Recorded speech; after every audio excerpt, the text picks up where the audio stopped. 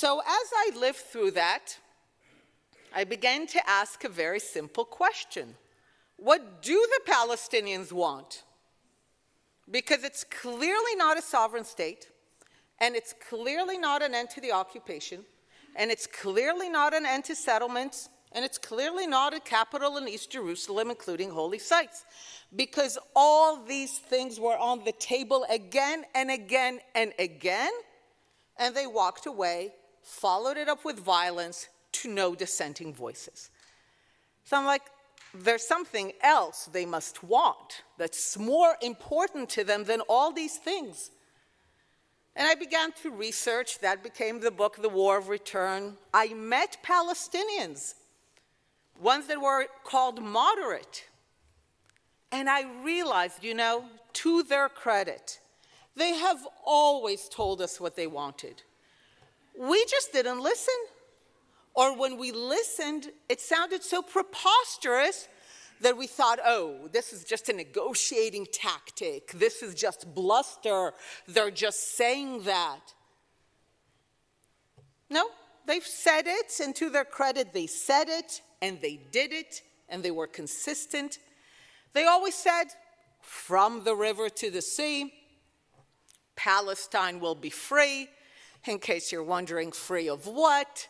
In Arabic, it says, from water to water, Palestine will be Arab. And as I do the research, I come across a quote. I've been using it ever since because it's wonderful. It's a quote from February 1947 by the British foreign minister at the time, Ernst Bevin.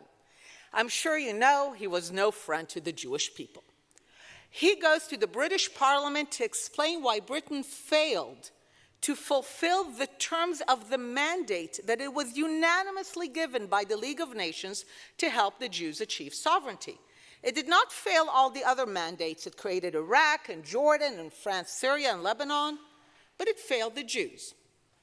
So he needs to explain why, and this is why Britain is giving back the mandate to the heir of the League of Nations. If you've ever wondered why there was a vote at the UN General Assembly, it's because this is the one mandate of the League of Nations that was not fulfilled. So Britain failed the trust that it was given. He needs to explain why. They're a serious country. So he says the following: His Majesty's government is faced with an irreconcilable conflict. This is February 47. He calls it irreconcilable. In February 47, I will remind you, there is no occupation, no settlements, no blockade of Gaza, no Bibi, there was such a time. There is even no one that has been displaced. So in the case anyone ever sells you the story that the conflict is because evil Zionism displaced the peace-loving Arabs that were living there, in February of 47, everyone is in place. And he already calls it irreconcilable. And he goes on to say, in the land there are two groups, Jews and Arabs. Of course, at this point, no one is called a Palestinian. And he said, each one of them has a top priority. He calls it the point of principle. He says, for the Jews, the top priority is to establish a sovereign Jewish state. Great. The Jews and Zionism are an actual liberation movement that seek sovereignty, independence, and the realization of the general principle of self-determination for the people of Israel in the land of Israel. Great. And then he goes on to say, and he says, the Arabs in the land, and those are the Arabs who will later hijack the name Palestine to be known as Palestinians.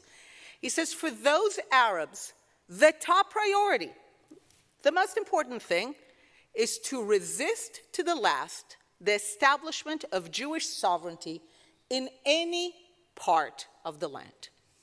By definition, irreconcilable. I was recently debating with someone, and he said, Einat, you cannot make this into a zero-sum conflict. It's a word that Americans can't abide, zero-sum, oh no. And I was like, I'm sorry, but from their perspective, it's a zero-sum because what they say is that their top priority is to resist to the last in case you ever encounter the word resistance, the establishment of Jewish sovereignty anywhere, in any size, of any borders in the land. Now, sometimes when I tell this story of kind of my personal journey and my understanding of the conflict, people tell me, oh, Einat, you've changed your opinions. You've moved from the left to the right. And anything that really matters, from society to economics, I remain very much a staunch leftist. But I tell people, this is not an opinion. I have opinions, quite a few. That's not one of them. This is not an opinion. Think of it like a scientist. You had a hypothesis. We had the hypothesis that what stands between us and peace is a Palestinian state, Palestinian control of territories in the West Bank and Gaza. Then comes the part that people somehow like to erase. The hypothesis was tested. And because we're good Jewish scientists, we tested it multiple times in different ways, right? That's what you do to test a hypothesis. 2 Israeli prime ministers, Barak and Olmert, test the hypothesis through direct negotiations with 2 different Palestinian leaders. We saw how that ended. In the middle, a right-wing Israeli prime minister, Ariel Sharon, says, you know what, fine. They can't sign an agreement that lives next to the Jewish state. We'll just get out. And at that time, I'm already working with Shimon Peres, and he's in the government. And I remember the night also that Ariel Sharon decided to get out of the border with Egypt, of the Philadelphia corridor. And the feeling was, we are going to leave the Palestinians no excuses, none. What he and I and many others underestimated is their remarkable ability to come up with new excuses. But at least at the time, the view was, we're going to leave them no excuses. We know what they did with Gaza. A beautiful strip of territory. You can really know that the people who work with Trump were once in real estate. Because when David Friedman, he doesn't work with him now, but when the American president presented the plan for Gaza, what David Friedman went online and he said, Gaza's beaches are sunset-facing beaches. And I was like, that's a real estate term. These are not just any beaches, these are sunset-facing beaches. So they take that territory, which really had all the potential to become the Dubai of the Levant, and they say no.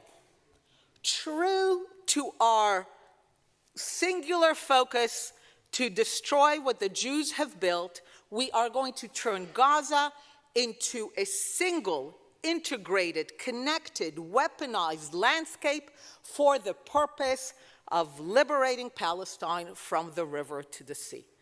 So at one point, you have to appreciate their consistency. So when we talk about the two-state solution, sometimes people tell me, but Einat, there's a lot of Palestinian leaders who said that they accept the two-state solution. They said two-state solution, some still do. And I'm like, you know what? When we heard Palestinian leaders say two-state solution, and they said two states, we assumed that one of the two is the Jewish state. Crazy. In retrospect, we should have checked. Because when they said a two-state solution, what they were meaning is an Arab state in the West Bank and Gaza, and another Arab state to replace Israel through this mechanism of what they call refugee return. The millions they claim are not refugees. There's no such thing as a right of return. You can read the War of Return to know that. But that's what they meant.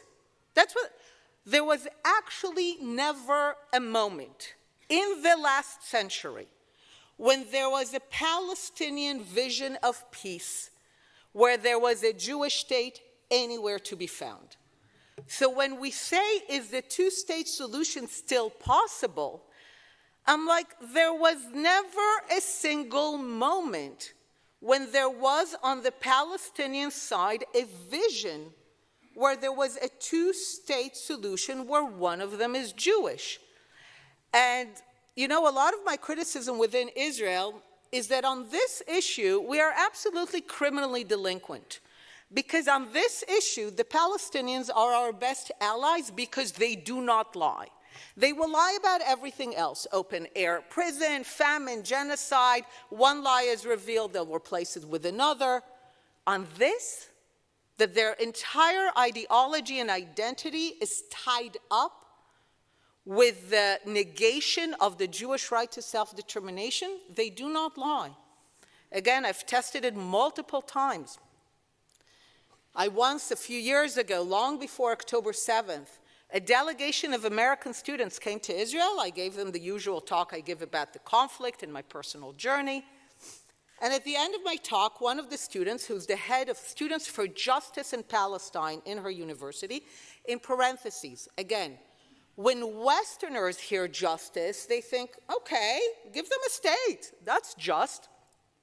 When Palestinians say justice, as in Students for Justice for Palestine, a just solution to the refugee issue, there is only one justice, which is undoing the injustice, which is the very existence of the Jewish state.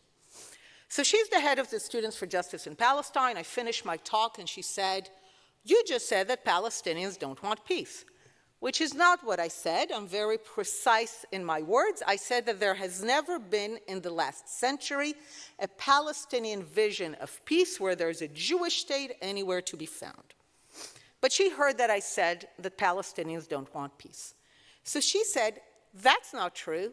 I'm a Palestinian and I want peace. Now, 99.99% of people would stop there and they'll be like, ha! Einat is wrong. Look, the head of the Students for Justice in Palestine wants peace. But I've developed a musical ear. So I asked her, what does peace look like? And what was fascinating is that she could not utter a vision of peace where there's a Jewish state anywhere to be found. Every time I said, is there a Jewish state? She said, but you're racist, you're colonialist, you're this, you're that. But she couldn't. She just couldn't. And I've tested it multiple times. And by the way, over the years, I'm aware this is the toughest thing I say. I've come to call this ideology Palestinianism. It's the ideology and identity that connects and unites the Arabs of Gaza and the West Bank and in Jordan and in Syria and in Lebanon and their collaborators and supporters around the world. Palestinianism has four core tenets. From the river to the sea, there will be no Jewish state, and we are therefore perpetual refugees until return.